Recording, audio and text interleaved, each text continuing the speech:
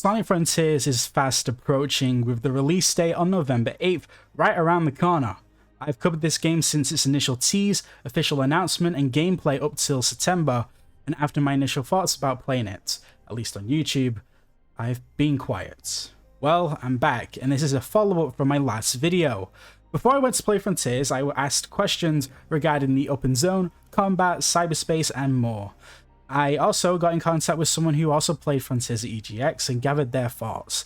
And I also want to discuss my final thoughts as well as a reflection before the release. Yes, this will be my last Sonic Frontiers video before release.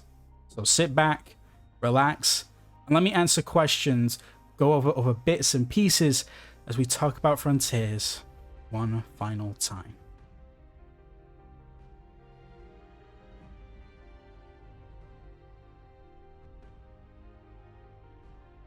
Let's begin with answering questions asked by people on Twitter, which you should follow me on just in case you aren't. Let's start off with a common question I was asked, and that was about controls. Like I mentioned in my previous video, I felt that Sonic controlled fantastically in the open zone. He was responsive, felt in complete control of my actions, his acceleration is smooth, turning is great, and overall I was surprised and happy with the controls. I would go as far to say that yes, the open zone controls are one of the best in the series. It's amazing just the amount of work put into the game here. The controls in cyberspace were a bit more restrictive, but due to the nature of the levels you're running in, more linear lanes with ways to enter other paths while going forward, they work quite well for what they are. Honestly, his turning in cyberspace from what I remember was pretty good, and an improvement from Forces for sure. Another question I got regarding control was if I could cancel the homing attack, since at the time going around, a video surfaced that seemed to have proved it. During my time, I tried it out. The verdict is that yes, you can cancel your homing attack. If you home and attack an object or enemy and boost, you carry your momentum. Now, how do I know this?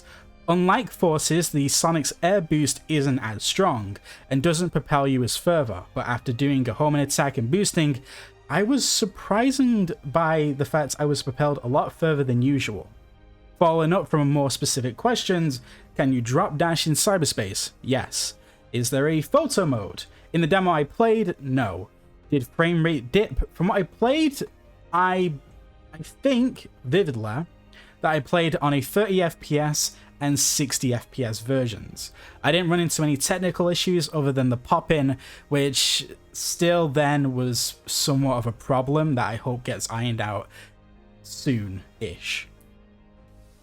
Asked about the drop dash, does the acceleration come instantly or does it feel more gradual?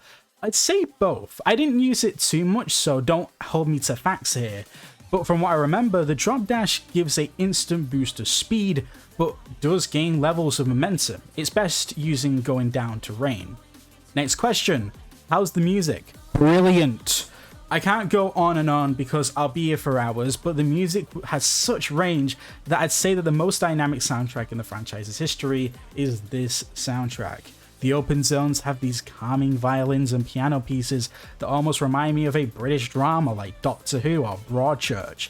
It was incredibly well done. Cyberspace was a rave in a playable form. Jesus Christ.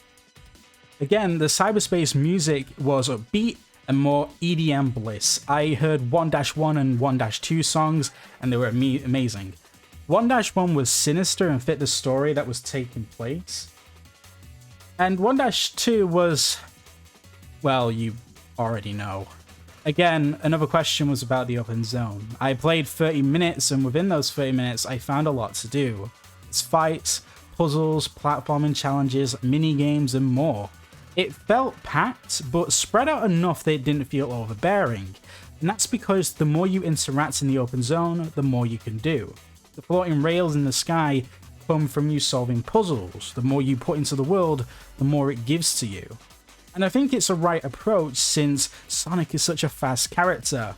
And if you included the density of what would be Hyrule from Breath of the Wild or the world of Elden Ring, it wouldn't work with Sonic. It's too dense that a slow character can traverse it while finding stuff at an even pace, but with Sonic it'd be too quick and interrupt the momentum speed that you're trying to go for. So it's all spread out, all varied, and it works. I'll save the final question for the end, but I also want to add another perspective.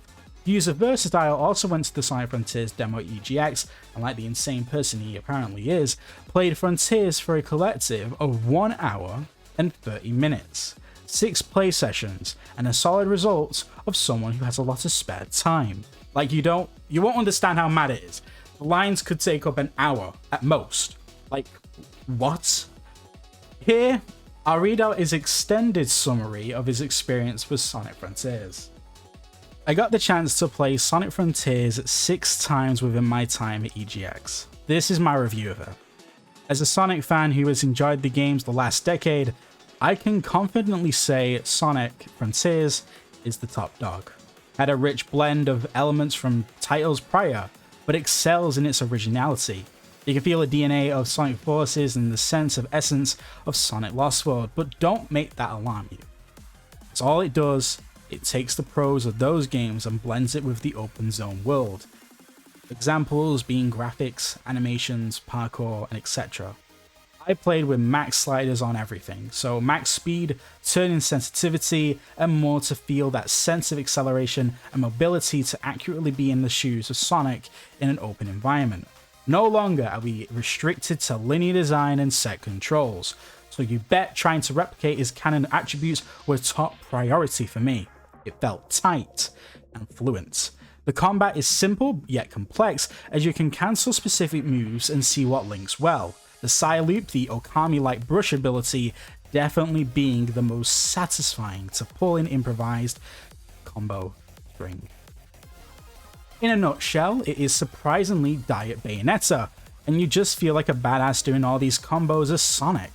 Moving on, cyberspace levels are definitely the weaker part of the game. The stages are short, and is your traditional linear point A to point B Sonic level design.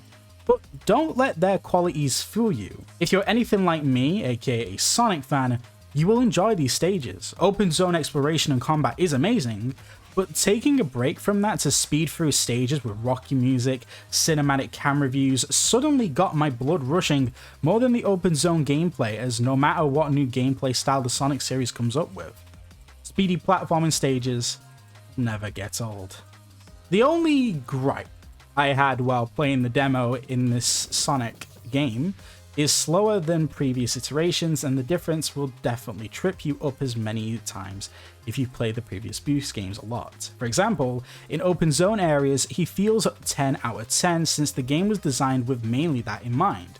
But once you're in cyberspace, I couldn't help but wish I had the Forces and Colors Sonic for those stages as they're more powerful speed-wise. I constantly found myself thinking I'd make a jump with one platform to another using the boost, but alas, it didn't make it.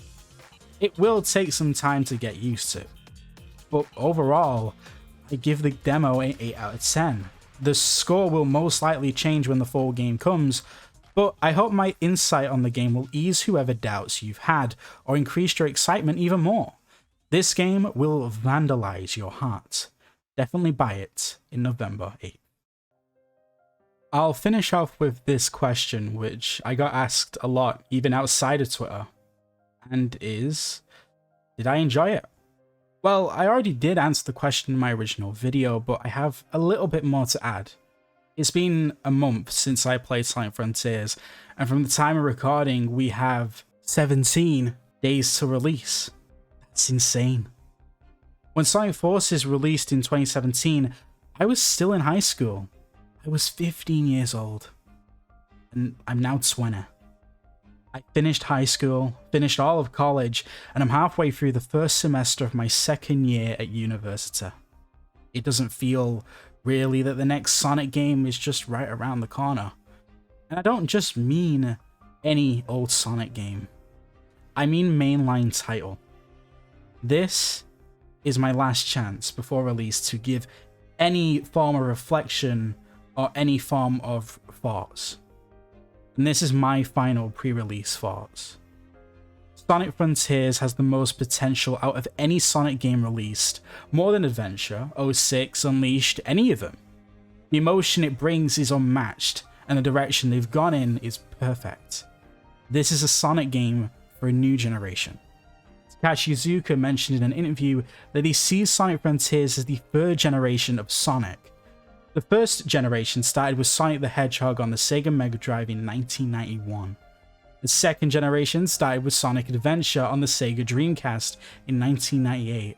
And now, Sonic Frontiers is 2022 is deemed as the third generation, and I couldn't agree more. Frontiers evolves on the fundamentals of Sonic Adventure while striving to crave its own legacy. This game is the biggest leap Sonic Team has done since 2006. With the gorgeous and expansive open zones, satisfying and snappy combat, arcadey and fun cyberspace levels, an emotional rhythmic soundtrack, and mysterious reflective story, Sonic Frontiers is striving in every place imaginable that it can. I still think about my time playing it. Few games make me feel like a kid, but this did. It also gave me an emotion, which even now I can't describe.